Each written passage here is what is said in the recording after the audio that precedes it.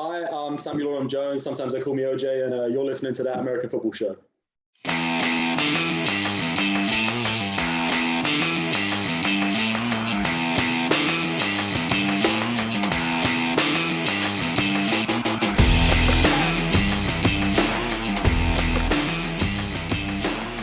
Welcome to That American Football Show, powered by EP Sports. EP Sports is a top supplier in the UK for all your American football needs, helping players and coaches reach their potential since 2007. Check them out at epsports.co.uk.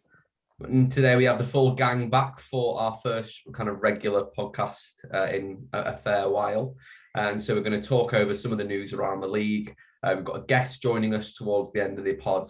And look forward to speaking to him about his journey of football in the UK and the US.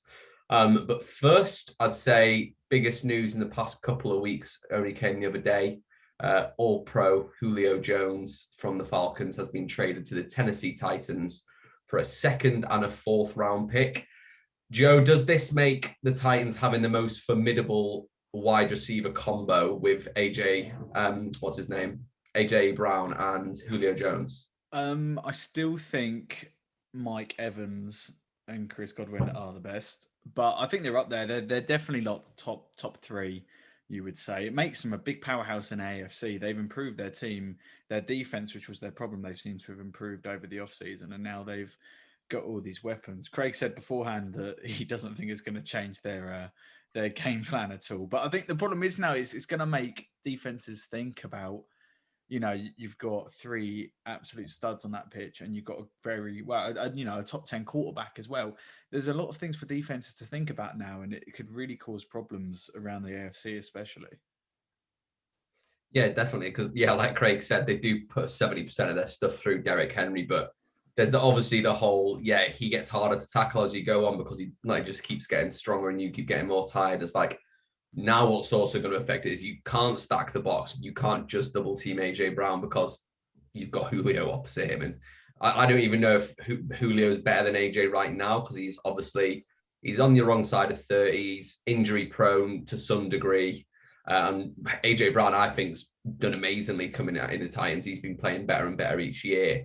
But I think if you look at the Bucs, like you said, with the Evans and Godwin, they've got Fournette and someone else in their backfield. I'd much rather take Derrick Henry over that. Oh, yeah. I think if you're looking at an offense in total, then yes, I would definitely take the Titans. But it's going to be interesting. It's going to be interesting to see how it works out. Do we think the Colts have got... Did the Colts always have the first place in that division, or was it always between them two? Or do the Titans have a much better chance now? I think their chances have shot right up. For me, it was the Colts. Not by far, but I thought they were just the more competent, all-rounded team. But now the Titans, for me, when you add like a superstar of that level, I know you said he's sort of on the wrong end of the ages, but he's still a world-class player. I think he just shoots them right up that ladder, and they may potentially be the favourites now. It's interesting though, seeing first DeAndre Hopkins go for a second rounder, and now Julio Jones gone for a second and a fourth. I mean, you'd still put them in the top 5 receivers in the game. Most people would, at least. And the capital return just does not seem to be there. I mean, I know the Ravens have been looking for a wide receiver, and you think they're just going... And I get that Julio Jones has got a whatever £1 million contract and he's got a dodgy hamstring and that, but I mean, if it's going for that, I'm surprised more people aren't just taking those star wide receivers at that price. I'm saying for a second round pick, pretty much. I thought we'd have gone for it, but see what happens. I'm not looking forward to playing them if we do come across them.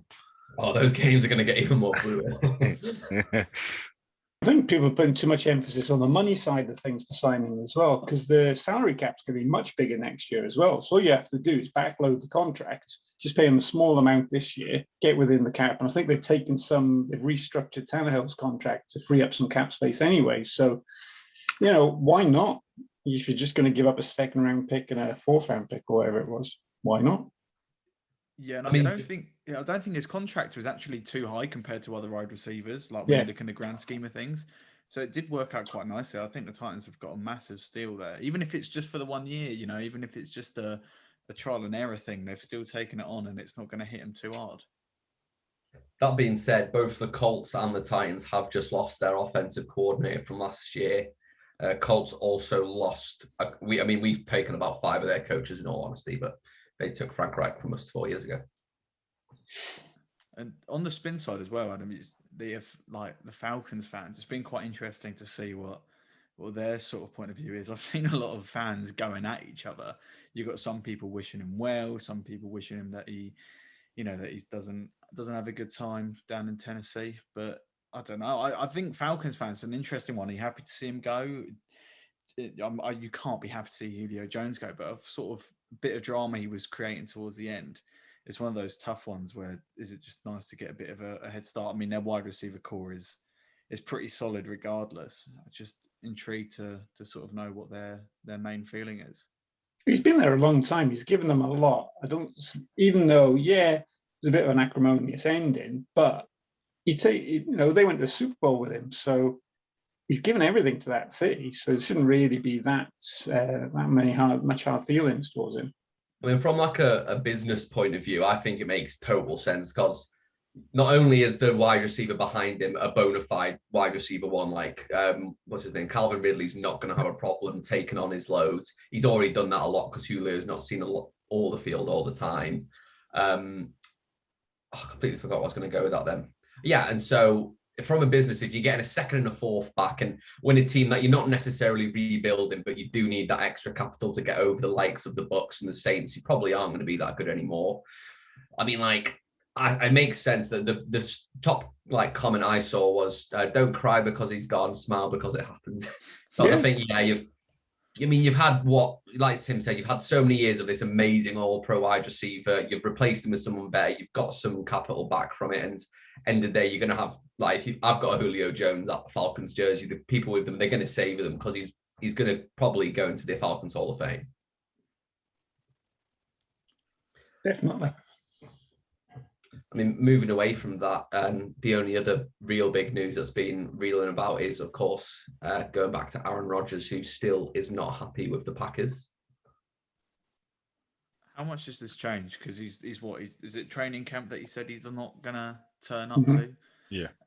It's quite big, to be fair. When you're getting all these rookies and all these new players, you kind of need your quarterback around to get a feel to how your season's going to go. But it could just be another stance for him to, I don't know, just try and win some more power. I think he's starting to get fined now for missing practices rather than just not going. I think mandatory camp started now. Mm-hmm. Haven't they done it like the front office can choose to fine, and I don't think they are planning on fining them, obviously, to keep them on the right side. I could be wrong there though. But I mean, whatever weeks ago we all went over what we think is going to happen. I was the only one who thought he's going to leave the Packers by the first game. Anyone's mind changed? No, I still don't think he'll leave, but he's only hating his own season in the long run. I don't know. I'm close to jumping ship, Adam, but I'm going to stay where I am. Come on over, the gate's wide open. Just for now, I'm going to stay on Rodgers and Packers. I'm kind of staying with him staying at the Packers, but moving ever so slightly over. There's so many rumors about the Denver Broncos, and they desperately want a quarterback. He's going to come with such a hefty price tag. Oh God, yeah. But it's just so interesting because it seems like everyone's like, yeah, he's just bluffing. Like, of course he's going to play. He's going to not play, or he won't play. He won't get his money. But then you think he does it in an ideal world. Does he need to play? He's obviously made all these millions. Like, is the power? Who's got the power? Who's really kind of got the leverage there? And it's still a bit of an unknown. Trying not to read too much into it. Like, I remember for 1 week the news was that slow. All I got was his holiday snaps. And I don't really want to see him on holiday, just chilling with his missus topless by some waterfall. Like, I'm not interested. Like, it must be a really slow week if that's what's making news. But it does sound like it's literally him against the general manager. Like, the Green Bay doesn't technically have an owner, and he said he's got no problem with the team and he's got no problem with the players. It's just this general manager whose name I can never pronounce. So I'm not even going to try. Just get rid of the general manager then. Like, who's more important to Green Bay Packers history, Aaron Rodgers or Mr. So-and-so, whatever his name is? Yeah, but if your general manager's good and Aaron Rodgers is what? How old is he now? Like 37, 38? Yeah. Like he's debatably, he could pull a Peyton Manning and obviously to take his final few years somewhere else, which is likely to happen. But obviously he's still probably, you could say he's still in the twilight of his prime. Like, do you want to keep that for 2 more years over a general manager? Well, it's the general manager that drafted Jordan Love and then a cornerback in the first round of the draft instead of getting him more weapons and keeping his all-pro quarterback happy. I heard Jordan Love's not been having a great time at training camp either. Yeah, I've heard a few descriptions of some of his passes. So do you think he goes off somewhere sunny, just enjoys his last few years? I mean, he's a Cali boy, isn't he? Like he has vocally said he'd love to play in California. Yeah, 49ers fan, isn't he? Yeah, but they could just picked up Trey Lance then. Yeah, that was their chance, really, wasn't it? Yeah. The Broncos are the only real sort of suitors, and but could you imagine him throwing to Judy and Sutton? Like, that would actually be quite exciting to watch. I don't like the Broncos. He's so wasted right now. But I don't know. It could be exciting, but yeah, as long as he doesn't go to an annoying team, then it's all It'd right. be such a shame to break him and Adams up. I think. In recent history, are the Broncos the worst team for drafting quarterbacks? Yes. Yes. Yeah. By far. Got to be. I mean, this is a topic Tim's quite passionate about. I know. I mean, who would be the contenders? You've got the Browns if they didn't pick Baker Mayfield because Deshaun Kaiser and Johnny Manziel. Money Manziel, hero. I'm trying to think. Yeah, who else? Eagles are a QB factory, as we all know. I think we just released the undrafted quarterback we picked up. Bears. Jets haven't been so the good. Bears Bears are historically cursed. Yeah. Though, right? When Jay Cutler's your history's best quarterback. Yeah, I think definitely recently Broncos. Since Peyton left, they've just had a shocking run. Yeah. How many first rounds have they piled into quarterbacks? I feel like was Paxton Lynch first Paxton round? Lynch was a first, I think. Was Brock Osweiler? Or they traded? Osweiler might have been a second. But they were both terrible, so it doesn't really matter. Okay, so Joe, I believe there's been a couple of jersey number changes that you're excited about. Excited is a strong word. It's just there's not much news, and when number changes become news, that's really how slow it is. But no, it's just interesting. We've not seen it in the NFL, and just seeing some of the players. I've got like a big list. Like you got a lot of the rookies going in those single digit numbers. Obviously, you got Cole Pitts taking number 8 there. You got some other interesting ones like Patrick Queen, Craig mentioned earlier. He's gone to number 6. Hollywood Brown's gone to 5. Robert Woods has gone to 2. Darius Slay's gone to 2 as well. That'll be Kyle Pitts a number change if he's a rookie. I think seeing him figure, isn't it? Seeing him as a tight end in a number 8, I think would be quite cool. But I think seeing a linebacker in a single digit number, it's just going to be so weird. Yeah, Judon's gone number 9, and I don't like that. I like it. I really rate it. It's going to look like I'm watching like a Liverpool game or something. Yeah. Who's their number 11? It's going to be mad. I think it's going to be more noticeable though. For I know you mentioned how when you're doing your scouting and looking at things, it might be difficult because you know what the certain number ranges are. Yeah. But when you know a player is a certain number, like when you got a load of 50 somethings, sometimes it isn't too easy for the new fans. However, if you are single digits, I think it's more noticeable for those players to stand out. One thing I remember, PFF, when you're grading players, they always say, don't look at the numbers because numbers actually look really similar when you're watching a game. Pick out shoes, pick out armbands or something like that to spot a player rather than the numbers. Yeah. So from that point of view, I don't think the number changes are going to make that much difference. Pick him up by his swag. I know for me, when I used to play on film, I was stuck out the tattoo on my leg. I like Deshaun Jackson going to number 1. I think the number 1 just looks good on any fast player. Yeah, I'll tell you that. I'm just looking forward to sort of the branding that comes into play. We've had CR7 in football. Who's it? TB12 is another one, but it'd be quite interesting. I think saying Antonio was AB84. That's just a bit long-winded. I think there'll be a lot more of these players trying to brand themselves with the numbers. I think you'll see a rush of guys wanting to get like number 1. Mm. But I mean, it's pretty much exclusively been people trying to get their like college or high school numbers back, or their dad's number or something like that. Other news which affects the international crowd: Real Madrid have at least put their foot in the door to try and get an international game coming on over. I know you guys have some opinions about them, so. Real Madrid. If they're not massive. That I mean, they've got links with the Spanish government, which is why they're very favoured in Spain.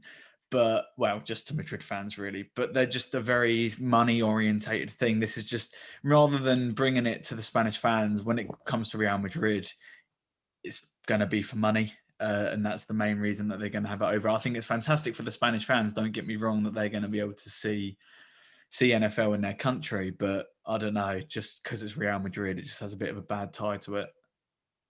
And I think it'll take a long time for them to get the game, because these things take it. Look at Germany. They're only now, after talking about having a game in Germany, now taking bids from cities to put together proposals to hold games. It's looking likely. It's confirmed, isn't it? In a way, they're going to be doing it.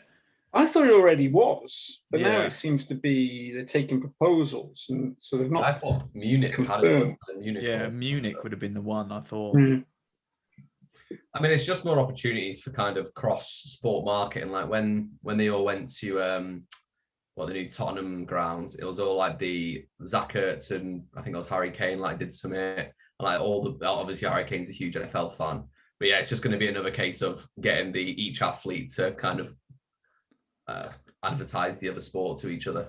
Yeah. Anyone else wondering when they're going to release the tickets for the international series games? I'm nervous about it. Yeah. Do you think they're waiting to see what happens with COVID? Mm-hmm. Definitely. I think that's why they're not selling tickets yet. Yeah, I think they're going to wait a few weeks into July at least. Because I'm guessing at the moment they don't know how many tickets they can sell. No, exactly. So they don't want to sell 60,000 tickets, wherever Tottenham holds, and then have to give 40,000 refunds when they're only allowed 20,000 in. But it's creeping. I know it's only June, but it's creeping closer and closer because everyone's got to make plans. I know this is a really selfish way of looking at it, but I've got to book hotels, I've got to book flights. Pretty much everyone has to if they want to get to a game. I mean, even more selfishly, I've got season tickets. Am I going to be able to use them or not? Yeah. How many season tickets have been sold? More than the capacity of Tottenham. Really? I've got season tickets. I didn't get any seats for Tottenham games. How have they? What? Is it because Wembley was 90 and now Spurs is, I remember they're 61 because they went 1,000 more than Arsenal. But there were different tickets. Like if you had Wembley season tickets, you had to apply for Hotspur tickets as well. Oh, is that right? I thought. Yeah, your Wembley tickets did not carry on over because I did have Wembley ones as well, but now that's being cancelled, they've gone to sod. There you go. And finally, to wrap up some of the news, we've got some injuries. Not many, to be honest, but Kyle Long fractured his kneecap, so he's not going to be helping the Chiefs out for a while. 49ers are having their usual spring of bad luck, and I think they've had an offensive tackle do their ACL and a wide receiver do their Achilles. I think they need to look at either their training facility or their trainer. Yeah. To have that many injuries and for it to still continue now, it makes you question: is it the field they're playing on? Is it the workout they're doing? Is it there must be? It's too many for luck. Yeah, they've got to reevaluate and just look at stuff. Maybe it's the way they rehab and stuff. It's not. They could be doing that better. I don't know. I don't know what their regime is. Medical staff previous references from the Chargers. Yeah. And then Hunter Henry, who I know he's been prone in the past, but he's apparently hurt his lower leg as well. So something to keep an eye on. Yeah. But other than that, really, we got anything else you lads want to talk about? Just want to promote the EFL videos we've been doing. They've been doing really well. Very good. Check all those out. There's quite a few of them. I can't remember all the names right now, but we've got a whole series of them on our YouTube channel. Yeah, absolutely. They are really good, and Craig's been getting better and better at editing them. So thank you very much, Craig. Yeah, well done, Craig. Thank you. But with that, we will now move on to our interview that we have. It's with Samuel Oram-Jones, who's a running back for USC. And we will let the tech fairies put that in right here.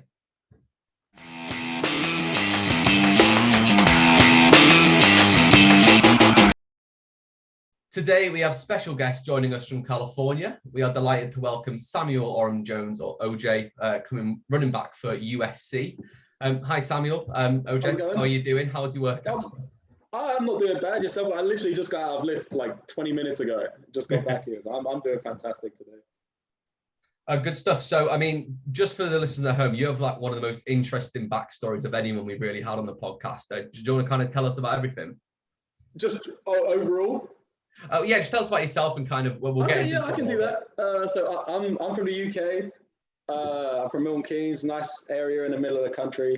Spent a lot of time in Essex also. When I was really young, I was a racing driver. And I've done that for a lot of my life till I was 18. So I was on like the McLaren Driver Academy and stuff like that.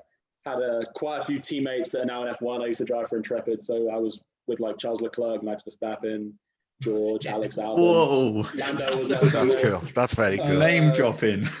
Yeah. You got her. Have to. When I was 18, I had to give that up to go get educated at university, and I stopped racing, so I started playing another sport, which is American football, at Durham Uni. So I went there. I got taken under the wing of a couple guys like John Taggart, who played at Lincoln University, and Saitu Smith, who played at Harvard. He's now at the Browns. And they kind of showed me the game. In my second year, I was rotating and starting some of the games with the US Scholars, and we won a national championship at Durham for BAFA, so like the collegiate championship in the UK. And I went out to Ohio, and I did this camp in Ohio. It's like a Pro Hall of Fame international camp, and I had a couple of interests from universities out there in like Division I AA, and the guys there spoke to me and said, you should really be playing Division I football. Like, there's a space for you in Division I football somewhere. So I decided, I'll go back to uni, finish my degree as quickly as possible. I got that done in the next 6 months, graduated from Durham.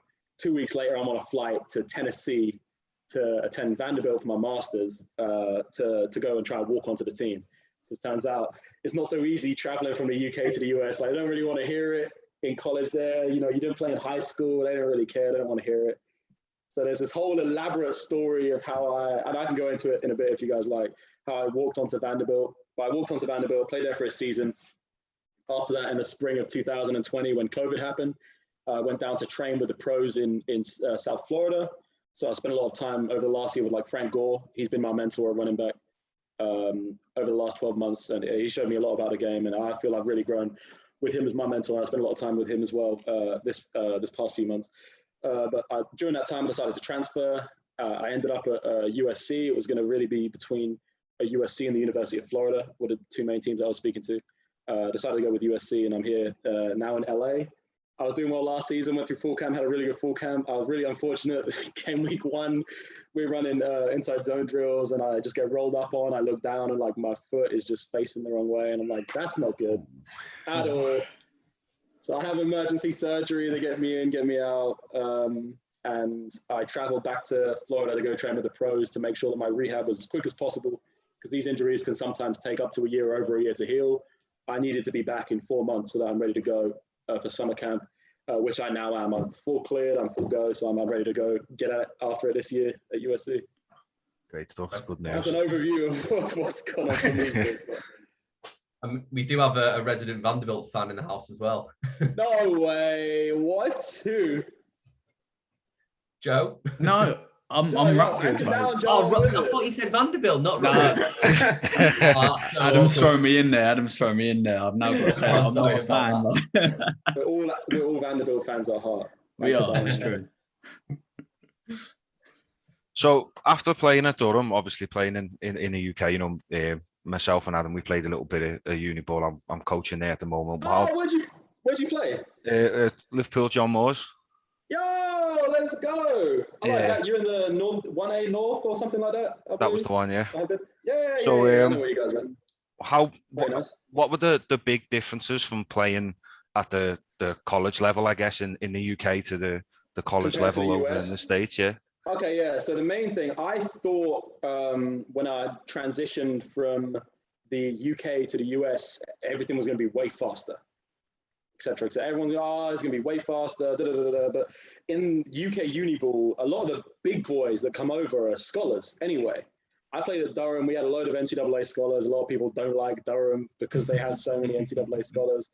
Sterling is basically just Team Europe and Team GB. So all the Bulgarians and the Spaniards and all that play for them.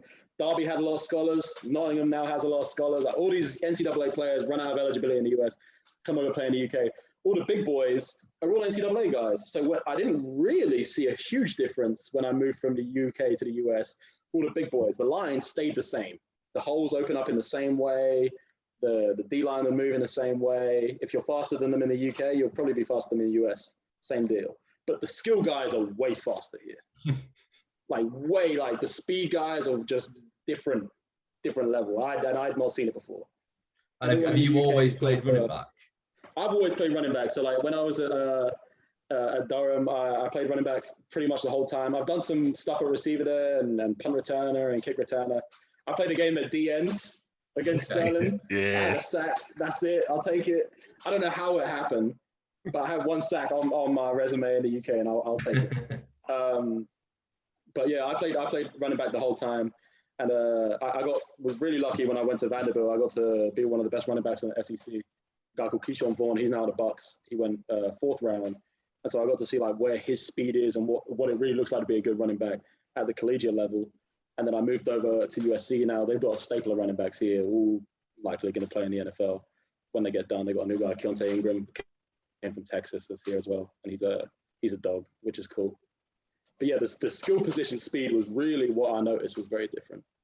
These boys are fast.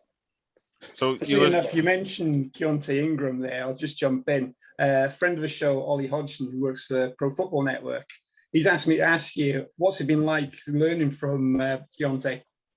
Keontae's cool, man. I've only been there with a few days with him, but he's cool. He's one of the leaders in the running back room. Vavai Malapaya is also one of the leaders in the running back room, and he's also a dog. The likelihood is that those two individuals will battle it out for the starting role this year.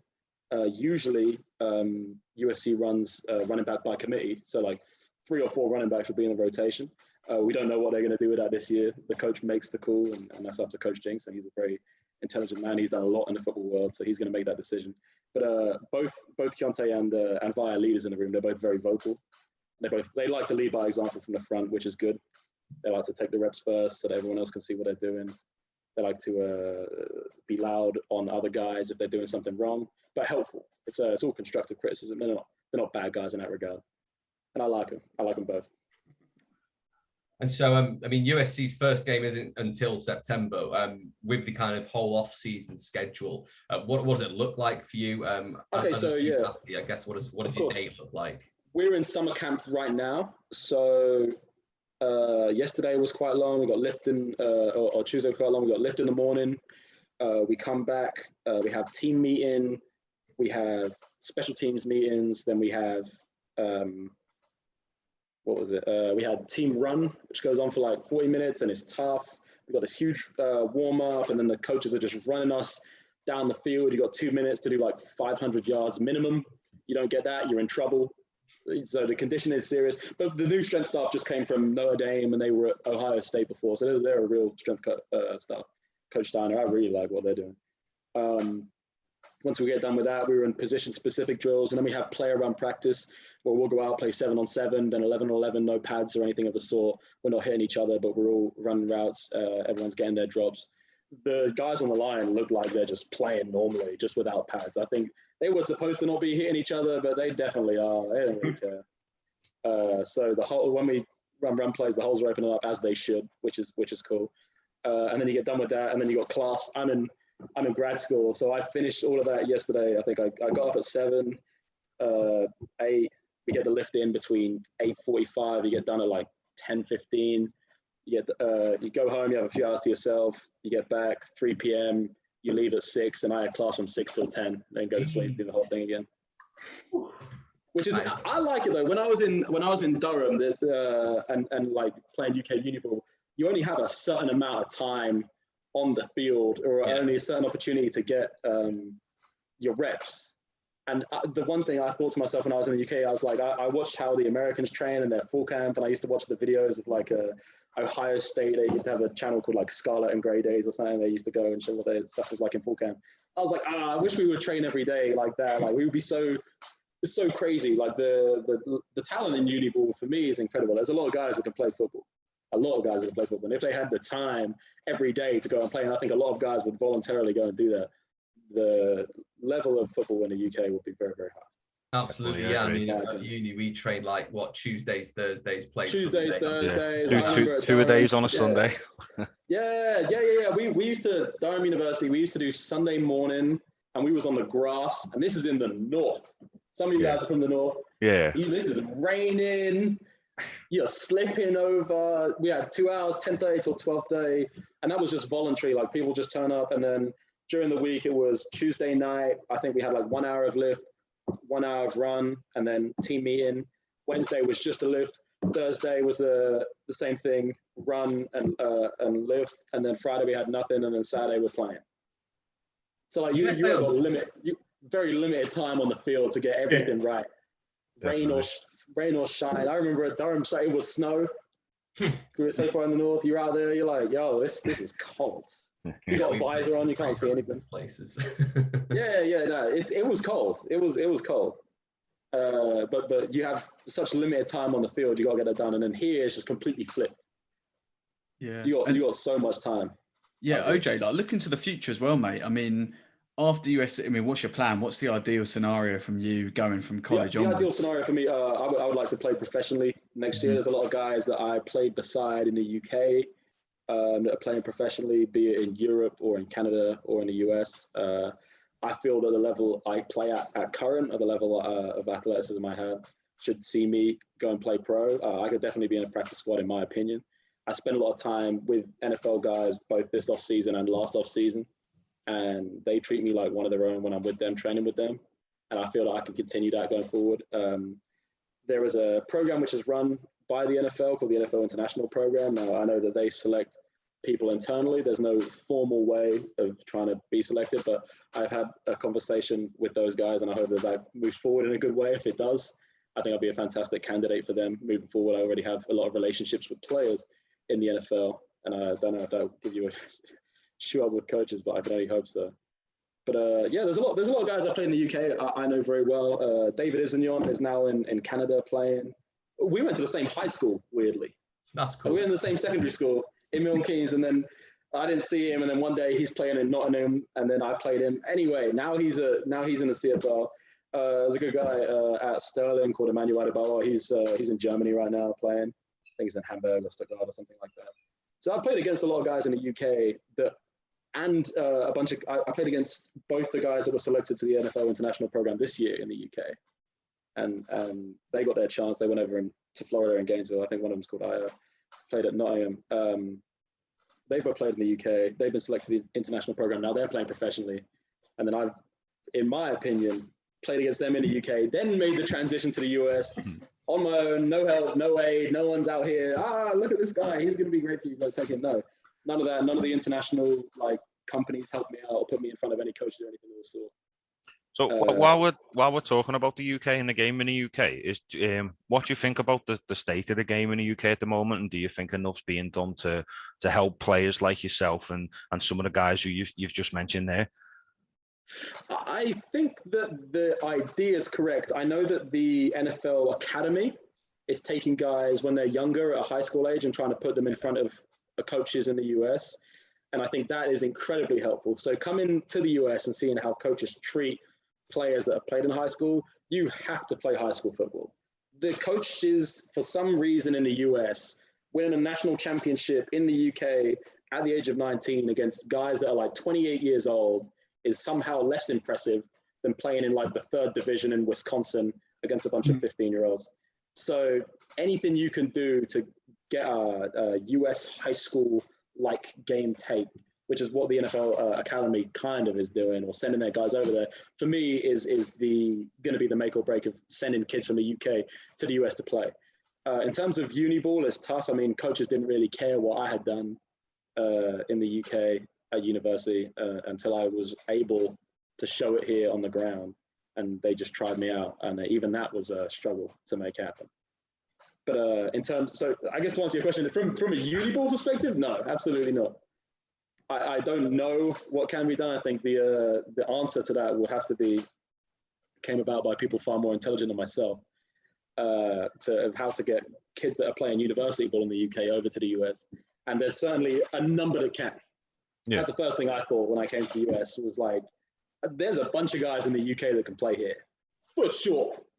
And I've only been in the Power 5. You're playing Group of 5 or Division 1 AA. There's loads of guys in the UK that could play in the US on scholarship, for sure. Like, there is no doubt in my mind. I had several teammates that I've brought out. But really, like, good grassroots stuff coming. What were you saying, sorry, Adam? My bad. I was just saying, I think the criticism of Baffer's pretty fair. But the grassroots stuff like the NFL Academy and stuff like that's exactly what we need to get more people going. I agree. I know that there's some agencies that work in Europe that will throw guys across the US and take them on tours and camps for the summer, which is good. You get yourself in front of coaches there, and coaches can see that, okay, even though this guy's from Europe, he's clearly performing at a level which is the same as the guys here in the US. I know there's a company, I think, called PPI Recruits or something else. So I might be wrong on that. But I think that's what they're called, that do that with a few guys. And they've had a bunch of guys get offers, Australians and other European players get offers, which is good. Anything that BAFA could do, or the NFL Academy could do, or any kind of grassroots organization in the UK could do to get people on the ground in the US, for me, is the best way to move forward. And that's not a criticism of what they're doing currently. I think as the game gets more popular, I think that's something they will do. We're taking this all in because we're actually speaking to Pete, the head of BAFA, next week, so we're going to tell him all this. Oh, fantastic! Well, look, let him know. Exactly. I think I've heard you say before as well in another interview that part of your problem was that you didn't have enough game tape.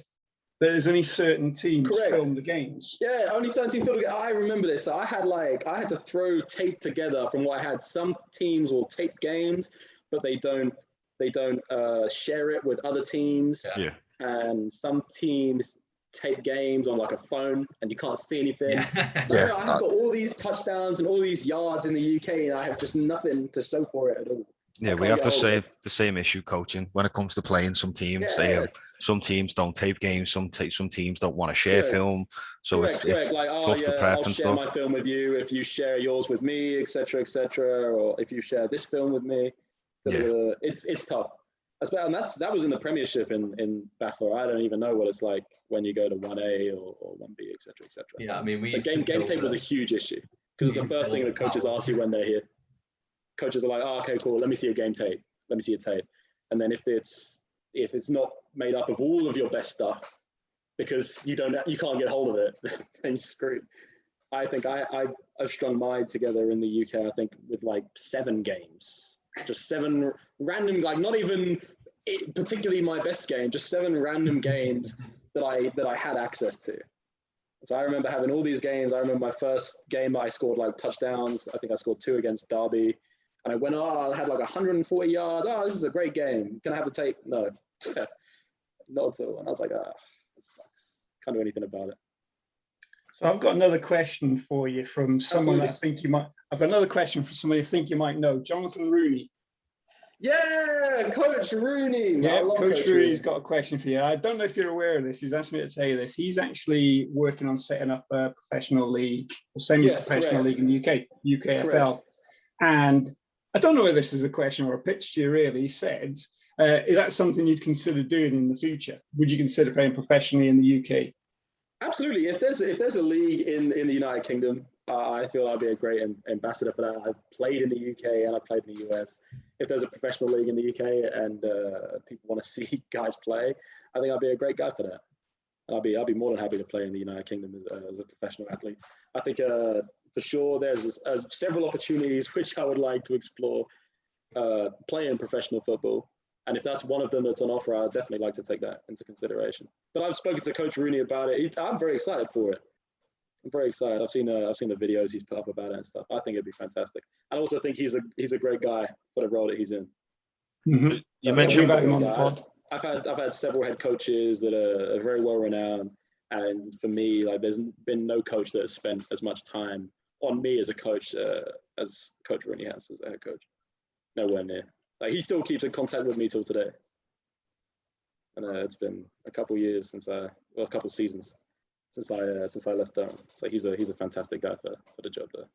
So you mentioned before about working with the ageless wonder Frank Gore. How was that? Oh, Frank is cool, man. I love Frank. He's my guy. So I was really lucky. I went to train in Bomberio's last year. Bomberio's Performance Systems is some guys go there for their pro day preparation. A lot of vets go there to train in the off season. There's a bunch of guys that train in a very small space in South Florida around Davie, Fort Lauderdale, and Miami. I guess that's where the rich and famous like to spend their time. I don't know. A lot of them come from there anyway. But I was lucky, so I got into the NFL groups there, and I remember turning up to training first day, and I look to my right, and it's the running back group, and it's like me, Devin Singletary, or we call him Motor. He plays in Buffalo. Frank, LaShawn McCoy, Shady, Dante Moncrief plays wide receiver. Used to play for the Colts, Jets. I think he's with the Texans this year. All these guys, and they're really cool. Like they take you right under their wing. So long as you just turn up and work. Like I've seen a lot of people like be around them and let me get this picture with you. Let me do this, let me do that for clout kind of thing. And I think that being vets, they see through that kind of thing. If you're there to work, they recognize that. And I was really lucky that Frank recognized that in me. I think he thinks I'm a hard worker, and I got to spend a lot of time with him last season, doing a lot of one-on-one work, especially after we got done training with the normal schedule. We'd go and run together, and it was the same again this year. I'm incredibly lucky. I think he looks great. I hope he plays this season. I hope a team that's going to go to the Super Bowl calls him up, because he's ready to go. People think because of his age he can't. He's ready to go. How have you found playing in the heat compared to playing in England? See, okay, so you get used to it very quickly. I like training in Florida because South Florida is so humid and so hot that like when you leave, go anywhere else, it's easy. So easy. If anything, playing in the cold is tough, especially as a running back or a QB or a receiver, because you can't feel your hands. So when the QB's throwing a ball at you at 50 miles an hour, hits your hands, you're like, shake it off afterwards. It's so painful. Playing in the cold in Durham might have been tougher than playing in the heat. You get used to the heat. Your body has no choice but to adapt. But the cold, that will still hurt every time. I way prefer here than playing in Durham. Temperature-wise. Yeah. Temperature-wise. So, this is beautiful. Speaking of Frank Gore, like looking at the NFL, looking at players and maybe coaches, is there any players you kind of trying your basic game off? Is there any like role models that you look towards and stuff like that? Some of my favorite players, yeah. So Frank is one of my favorite players. I love the way he runs the ball. He's like an old school runner, like hard nose. He's leaning forward every time. When he was at the Falcons, I really like Deontay Freeman. He had a great Super Bowl with the Falcons. Yeah. He was unfortunate to lose that. But he's kind of my size. He's like 5'7", 205 weight. Devin Singletary is another one that's very close to me. One of my personal favorites, I just like the way he runs around, is Mark Ingram. Hey. I love that. He's trust. Hey. I got Mark Ingram off there. I love Mark Ingram, bro. I feel he brings a lot of energy to the field. Yeah. And a lot of energy to the team. So even if he's not on the field, I think he contributes in a big way. And I brought that over to myself here to the US in every way I can, energy-wise, because I know the fans in the UK and the fans in the US are a bit different, and the way the teams work are a bit different. I'm right. Mark Ingram's one of my favorites. Do you have an NFL team? Weirdly enough, I'm a Broncos fan. Oh man! Oh no! It's weird. No. I know it's weird. But the first ever time I came to the US and saw football, it was for whatever reason, it was the Broncos, and then they won Super Bowl, and I was like, okay, cool, guys, that's my team. And then now they're just, it's been a tough one. It's weird because I don't really support NFL teams as much as I support like British Premier League teams. I'm a big Arsenal guy, which is also not good. It's not winning, not winning any hearts here. It's not where I want to be. Arsenal is just, they hurt me every year. It's a tough team to root for, Arsenal. Tough team to root for. Now, everyone was Wenger out. Now we probably should have kept him. Yeah, should have kept him. Should have kept him. It's been a tough few years with Arsenal, I can't lie. And so, to wrap this all up, we've just got a bit of a more fun style question. So, if you're on a desert island for a year straight, you get to bring one of the following things with you for that year. So, what is the one meal that you are going to be bringing with you? Have it all the time. Spaghetti bolognese. Look, bolognese. That's two now. That's two for spaghetti bolognese. Two for spag ball. I'm the best bolognese cooker on this earth. I cook spaghetti bolognese for all my boys here. That's big. I live in an apartment with a few football players. I cook bolognese for everyone. All the wide receivers, they live next door. My bolognese is top notch. I'm bringing that every time. Okay. So we had a guest on the other day, Jay Jackson, who plays for Stuttgart Surge, and he spent about 5 minutes analysing what food groups would be in spaghetti bolognese, nutritional values, and that's why he said, I don't like spaghetti bolognese, but we'd be able to survive for a year. It was the best answer ever. It was so detailed. Spaghetti bolognese tastes great. If you want a recipe, I can give it to you guys. But yeah, I gotta get that from you. It's my favourite meal. Please do. Okay, second thing you get to bring, you got one album for the entire 12 months. One album? Yep. Oh, that's a tough one. Yeah, man. I'm gonna have to say, do you know the Mad City album by Kendrick Lamar? Yeah. Oh yes. Yeah. I feel like there's no bad songs. It would be between that or Dirty Sprite 2 by Future. Like both of those albums, I have bangers on them only. I feel like I could re-listen to that. I would have said some Drake, but I feel like I would get bored of it like halfway. Yeah, Good Kid, Mad City, solid bet. That's in my top 2 or 3, I think, for this. That's a great album. I would take that album for sure. Third thing you get to have with you, you've got one celebrity with you. They can be dead or alive, but they are alive on the island. One celebrity? Megan Fox. Run me Megan Fox. Finally, someone said a woman. Fox. Everyone else like, let me get Barack Obama or something like that. No, we had Tom Brady. Run me Megan. You had Tom Brady. What? For a year? Run me Megan Fox. That's an easy question. That's so easy. Did you listen to what I said about Tom Brady? I said, that's going to be the most boring year. You've got to talk to Tom Brady for a year. A year? Megan Fox. I don't think Tom will be leaving the island. Yeah. Megan Fox. Okay, I think I know the answer for this one, but you get to watch one sports team for the year. Arsenal. I watch Arsenal for the year. Why not talk to yourself?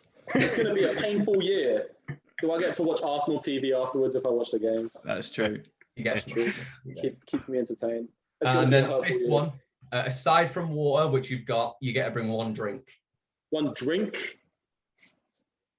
It sounds weird. I'm a huge fan of orange juice. I would just have an unlimited supply of orange juice. OJ for OJ. All time.